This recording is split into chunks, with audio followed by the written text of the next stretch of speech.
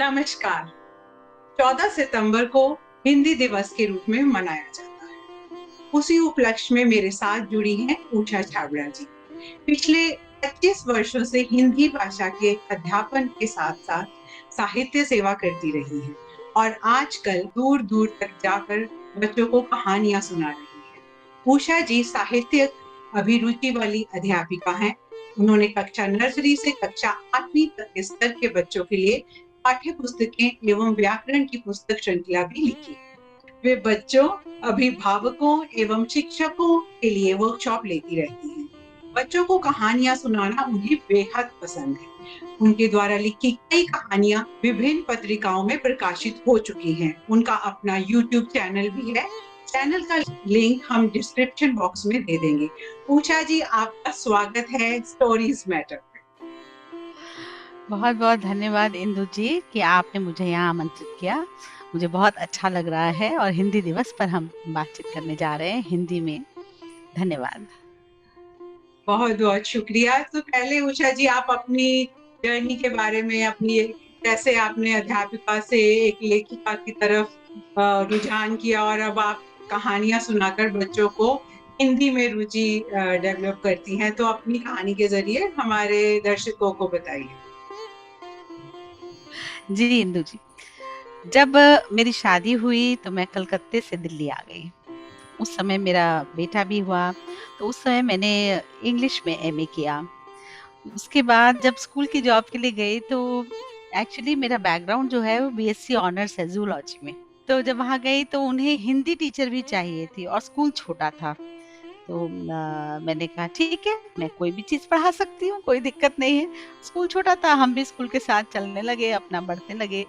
तो धीरे-धीरे मुझे जब हिंदी दी उन्होंने और प्रिंसिपल्स ने देखा कि मैं अच्छा काम कर रही हूँ, तो उन्होंने कहा कि आप एमए करिए हिंदी में।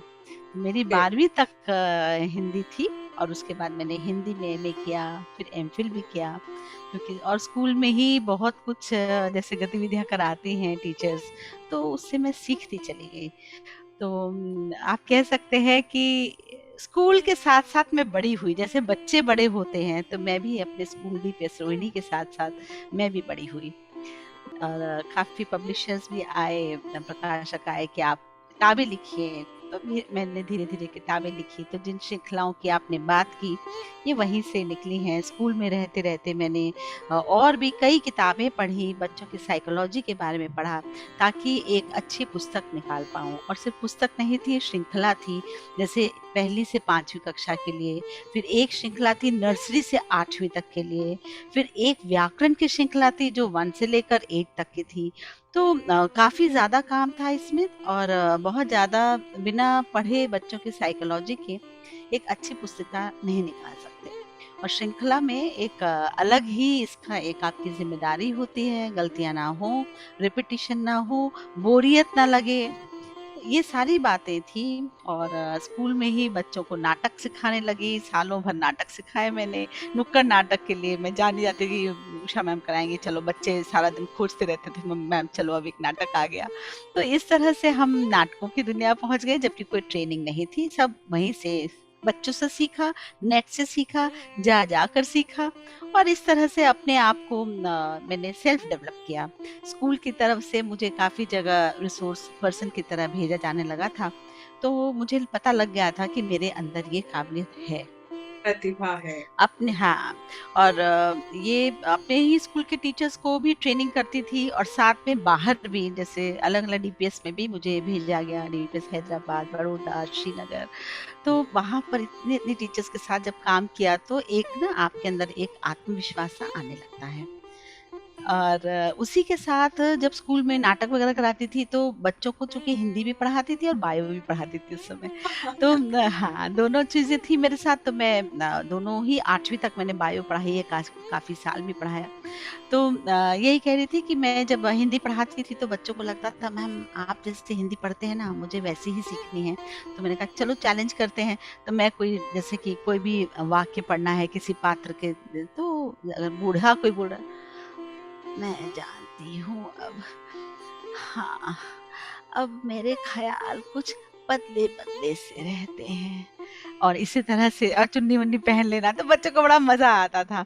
और इसी तरह कोई दूसरा पात्र, जैसे कोई मिठाई वाला है या गुब्बारे वाला है, तो वो जैसे आवाज हाक हाक निकालता है ना, जैसे वैसे निकालते, ले लो गुब्बारे। तो ना बच्चों को फिर वो कहती थी कि चलो मेरे जैसा करके दिखाओ। तो मुझे बच्चे हर समय आपकी ना कहानी में अपनी कहानी बहुत सारी साथ में मिलती नजर आ रही है। बिल्कुल साइंस टीचर से कहानियां और कहानियां सुनाना, और काफी काफी बिल्कुल वो कह सकते हैं कि एक जैसी सी कुछ समझ आ रही है, और psychology and now into writing books. तो बहुत ही मजेदार आपकी कहानी अपने आप में बहुत दिलचस्प है। और आपने वार्तालाप के दौरान मुझे बताया था कि आजकल आप कुछ नया ट्राई कर रही हैं कहानियों में। सो पहले आपकी कहानी सुन लेते हैं, बाकी की बातचीत बाद में करेंगे, ताकि हमारे दर्शकों का इंटरेस्ट बना रहे हमारी इंटरव्यू में। तो आज हम उषा जी से अपनी कोई कहानी सुनते हैं, उनकी दिलचस्प सी। हाँ, तो ये कहानी मैं सुनाने जा रही हूँ, ये अरुणाचल प्रदेश की कहानी है। तो वहाँ पर उनकी बहुत सारी ट्राइब्स होती, जातियाँ हैं, जनजातियाँ हैं वहाँ पर। तो एक जनजाति है वहाँ पर, उसको मिशमी ट्राइब बोलते हैं। और वो हथकरघा के लिए बहुत ही जाने जाते हैं, आप कह सकते हैं। बहुत ही प्रसिद्ध है उनके हथकरघा वगैरह, काम बहुत सुंदर करते, बहुत सुंदर डिज़ाइन करते हैं।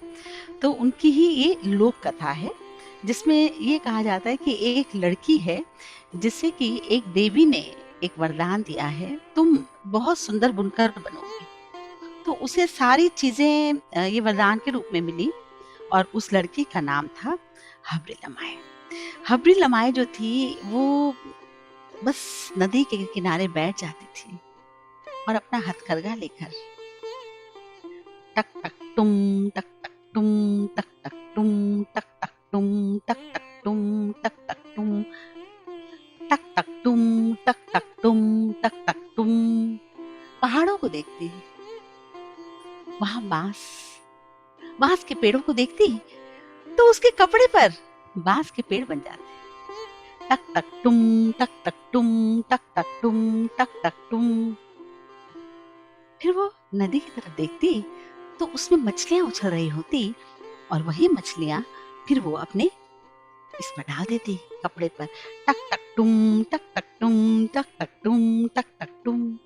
फिर आकाश की ओर देखती, तो उड़ते हुए बादल, पंछी उसे दिखाई देते, और फिर से वो सारी चीजें कपड़े पर आ जाती।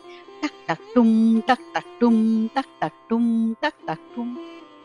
उसे ये सब बहुत अच्छा लगता था, चिड़ियों का उड़ना, चहचहाना। वो सारा दिन नदी किनारे बैठकर यही करती। और वहां पर एक दिन शिपुंग नाम का एक साही आ गया। साही जो है वो हर समय सुनता रहता था कि हबरी लमाई कुछ करती रहती है। ये था वो साही। एक दिन उसने देखा कि मैं पूछ ही लूं हबरी लमाई से, तुम ये क्या करती रहती हो सारा दिन। और वो उसकी ओर बढ़ने लगा, हबरी लमाई, हबरी लमाई। पर हबरी लमाई को तो फुर्सत ही नहीं थी, वो तो टक टक टुम टक टक टुम टक टक टुम में लगी रहती। और इसने सोचा कि हबरी लमाई जो बनाती है जरूर इस गुफा के अंदर रखती होगी। उसके सामने वहां पर उसे एक चट्टान दिखाई दी। तो उसने क्या किया, जोरों से अपने ऐसे कांटे निकाले, ऐसे ऐसे किया, और उसके बाद जोर से वो चट्टान को धक्का देने लगा। जब उसने खूब तेज धक्का दिया, असल में हबरी लमाई उस चट्टान के पीछे ही बैठी हुई थी, और जब इसने इस चट्टान को धक्का दिया तो हबरी लमाई जाकर नदी में गिर गई। और जब वो नदी में गिर गई तो उसका हथकरघा जो था, जिस पर वो काम कर रही थी, वो टूट गया, चट्टान से टकरा कर वो टूट गया। उसके सारे कपड़े के जो बना रही थी वो सब बिखर गया। और तुरंत ही वो साही चिल्ला उठा, नहीं हबरी मलाई, हबरी लमाई, हबरी लमाई, हबरी लमाई, नहीं नहीं नहीं नहीं। और हबरी लमाई बहने लगी पानी के साथ, आगे दूर बहती चली गई। और ये साही देखता ही रह गया। तभी इसने देखा कि जो चीज हबरी लमाई मरा रही थी, वही चीज ये ऊपर जो तितलियां उड़ रही हैं, इनके पंखों पर वही डिजाइन आ गए। ये जो तितलियां उड़ रही हैं, ये हबरी लमाई के कपड़ों से निकल के ये तितलियां बन गई। और ये सारे डिजाइन पूरे पूरे पूरे इलाके में फैल गए, पूरे पूरे पूरे पूरे सब जगह फैल गए, और फैलते फैलते फैलते पूरे विश्व में फैल गए। इस तरह हबरी लमाई के बनाए जो कपड़े हैं, जो डिजाइन है, वो जो आपने इतनी सुंदर साड़ी पहनी है, जो मैंने कपड़े पहने हैं, जो सुंदर सुंदर कपड़े आप देखते हैं, वो यही तितलियों ने हबरी लमाई के सारे कपड़ों के पैटर्न हम सब तक पहुंचाए हैं। और इस तरह से जो उनका हथकरघा था, जो वो टूटा था, तो उसके जो टुकड़े थे वो इस तरह से ऐसे थे, चौकोर जैसे। तो आप देखेंगे कि अरुणाचल प्रदेश के खासकर जो डिजाइन है उसमें उस तरह के आपको डिजाइन मिलेंगे, क्योंकि हबरी लमाई जो है वो अरुणाचल प्रदेश की थी, इसलिए उनके डिजाइन्स उसी तरह के हैं। और हम सबके डिजाइन्स तो ये तितलियां उड़ा कर ले आई और सबको बिखेर दिया।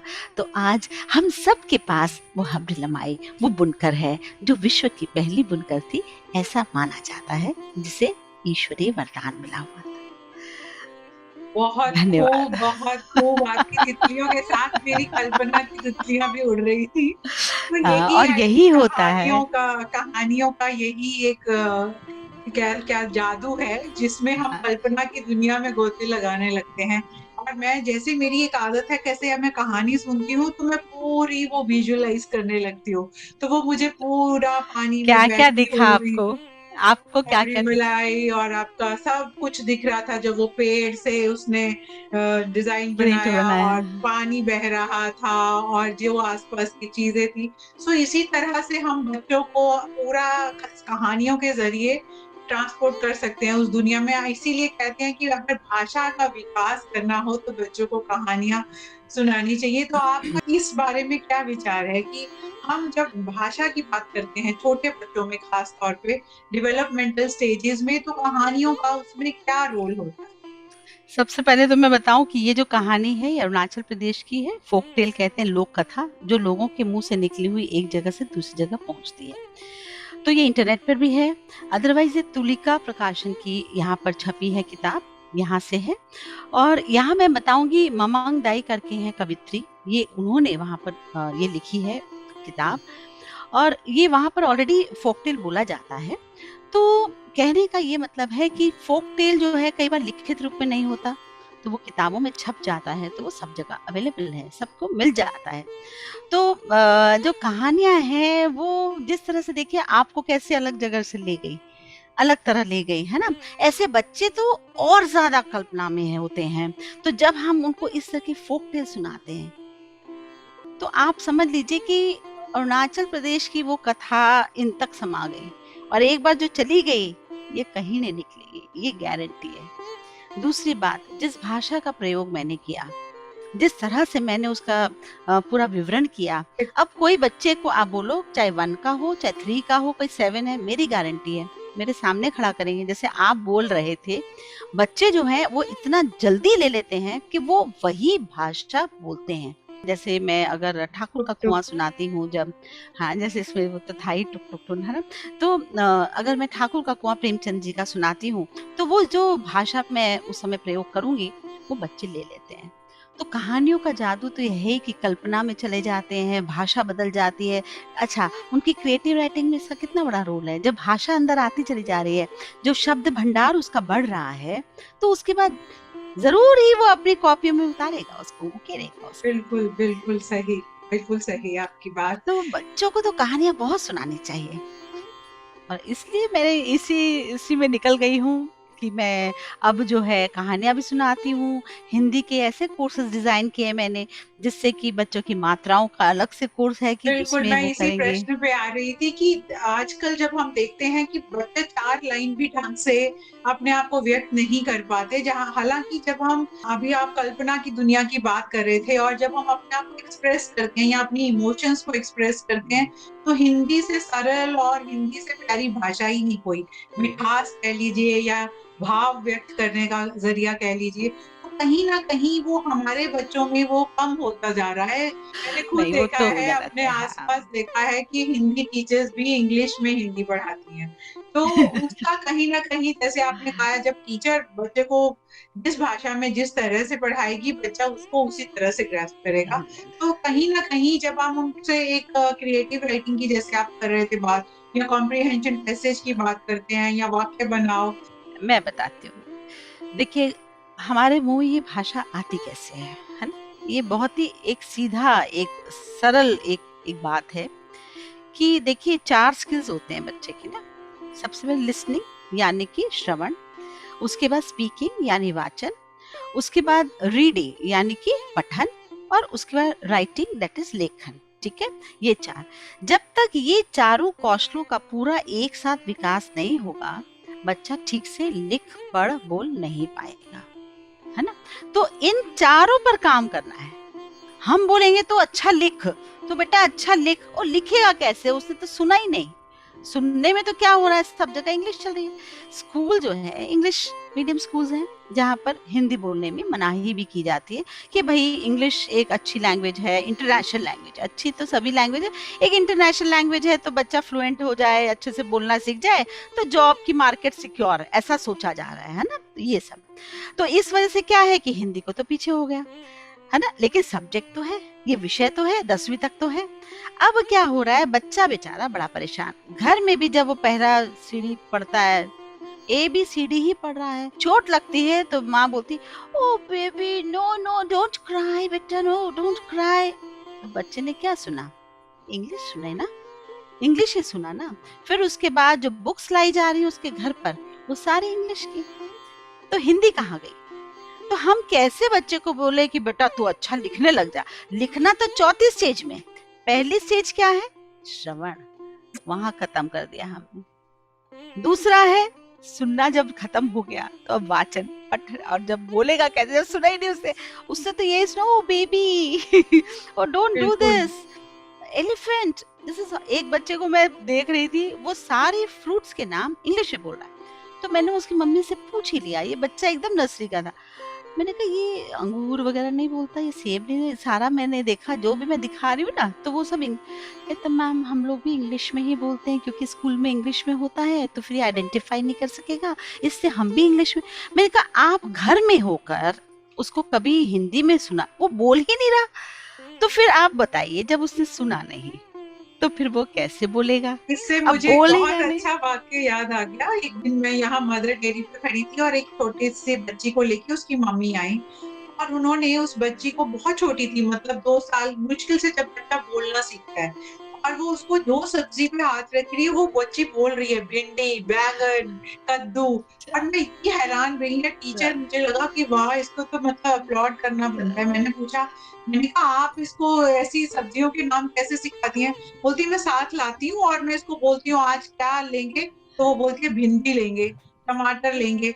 तो मेरे को लगता है ये बहुत आवश्यक है, ये इंग्लिश जरूरी है। सीखना ऑफ कोर्स ज़रूरी है, पर अपनी मातृभाषा या दूसरी भाषा, जैसे अभी हम कह रहे हैं कि नेशनल एजुकेशन पॉलिसी के तहत भी, कि अपनी भाषा जो आपकी बोलचाल की भाषा है, सबसे पहले अगर हमें वो आती होगी, तब वो उससे आगे बढ़ना ज़्यादा आसान है, अगर देखिए हमें उसके अपनी लिए भाषा का जैसे हम ज्ञान है। लोगों ने बात की अभी कि भाई उस बच्चे ने जो वाचन किया, जो बोला वो भी नहीं बोला, है ना? अब तीसरा जब आ गया पठन।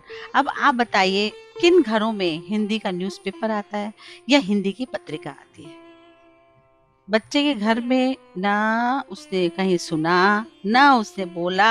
अब तीसरा जो तीसरा है पठन। पढ़ता अरे मेरे मेरे घर आइए तो पूरी लाइब्रेरी बनी पड़ी है, ये सब हिंदी की किताबें ज्यादा है ना? ये नहीं कि मैं हिंदी की टीचर हूँ इसलिए नहीं, मुझे हिंदी का शौक है, और शुरू से मेरे घर में हिंदी और इंग्लिश दोनों का न्यूज़पेपर आता है। ठीक है, ये देखिए ये मैगजीन है, इतनी सुंदर हिंदी की मैगजीन बन रही है, तो आप लाओगे नहीं, बच्चे को दिखाओगे नहीं, तो हिंदी के प्रति रुचि कैसे जागे? वो पढ़ नहीं पा रहा बच्चा। तीसरी सीढ़ी भी बिल्कुल। काट दिया आपने, चौथी सीढ़ी आ गई लेखन की। अब वो बच्चे के क्लास में गया, मैम मैम ये बच्चा ना लिखता नहीं है, मात्राओं में 100 गलतियां कर रहा है मैम। और उसके बिल्कुल। बाद मैम इसकी ना इमेजिनेटिव पावर ही नहीं, शब्द भंडार ही नहीं है। कहाँ से आएगा? तीनों सीढ़ियां तो आपने खत्म कर रखी हैं, न श्रवण, न वाचन, न पठन, तो चौथा लेखन कैसे हो जाएगा? ये तो सीढ़ी दर सीढ़ी स्टेप्स हैं भाई। तो गलती तो हम सबकी है। हम ना उनको खाद्य पदार्थ ऐसा दे रहे हैं कि भाई उनका हिंदी कुछ ठीक हो जाए, हम तो नहीं दे रहे ना उसको। बच्चे का खाद्य पदार्थ है किताबें, भाषा को ठीक करने के लिए। तो जितना हम अच्छी किताबें देंगे, हिंदी में बातें करेंगे, हिंदी की कुछ चीजें दिखाएंगे, तभी जाकर बच्चे की भाषा सुदृढ़ होगी। ऐसे तो नहीं हो सकता।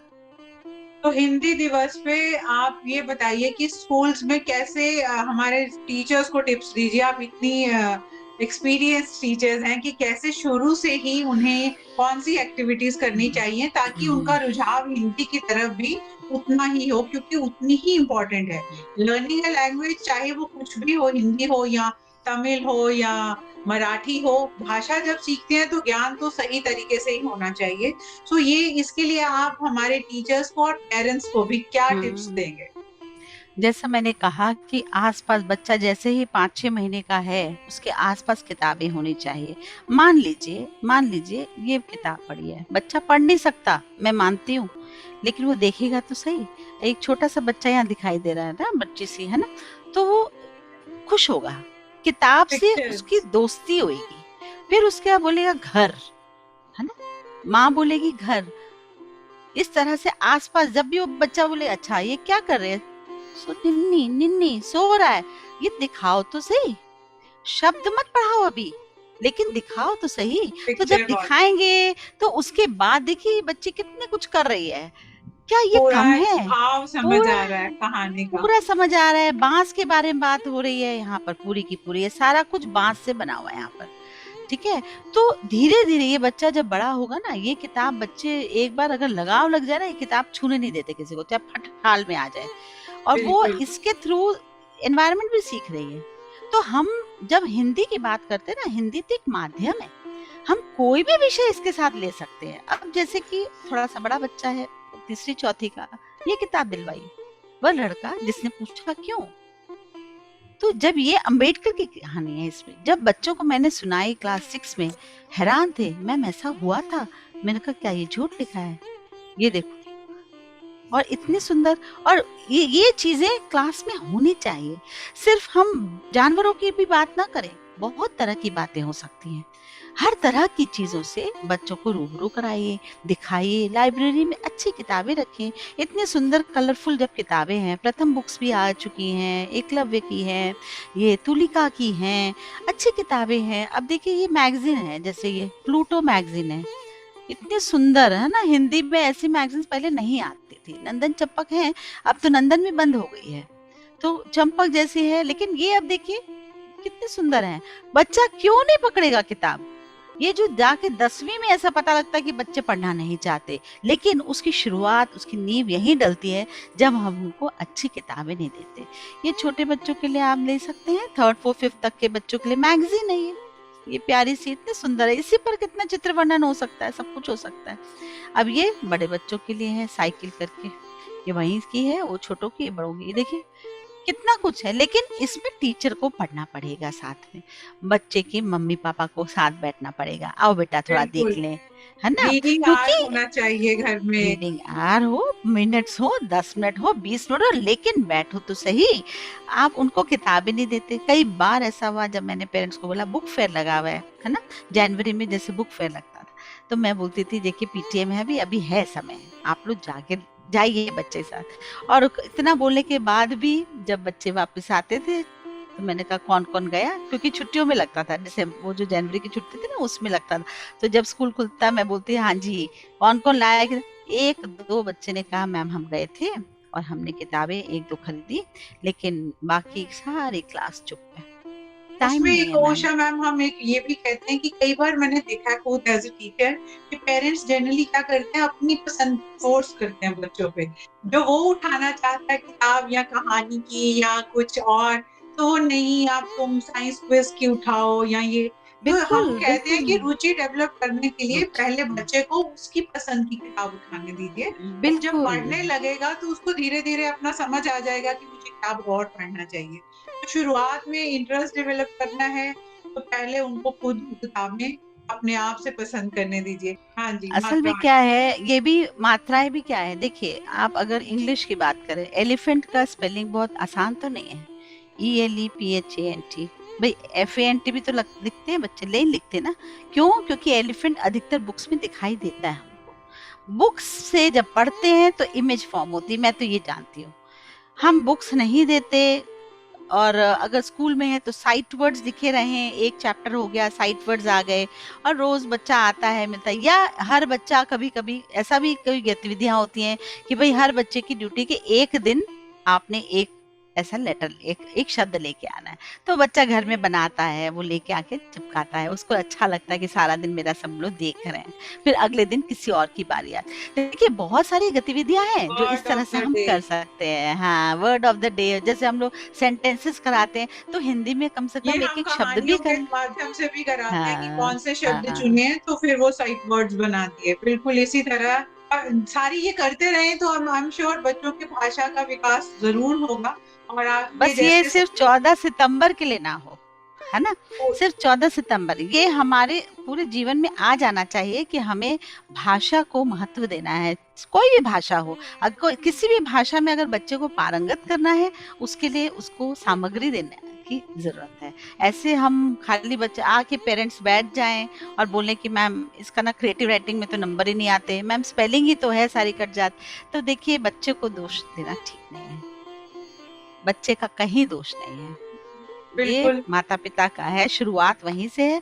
फिर टीचर्स उसको रुचिकर बनाएं, एक्टिविटीज क्लास में कराएं, वो वही ढर्रे से जो प्रश्न उत्तर शब्दार्थ ये सब कर लो, वाक्य प्रयोग कर लिया और काम खत्म। की नोन है बच्चों को कि अब सबसे पहले तो होगी किताब पढ़ी, फिर हमने क्या किया शब्दार्थ, फिर वाक्य प्रयोग, फिर प्रश्न उत्तर हो गया। उनको पता है ये होना है, तो क्यों ना इसको थोड़ा चेंज कर दिया जाए, क्यों कुछ नया हम हो सकता है पीछे से शुरू कर दे कुछ।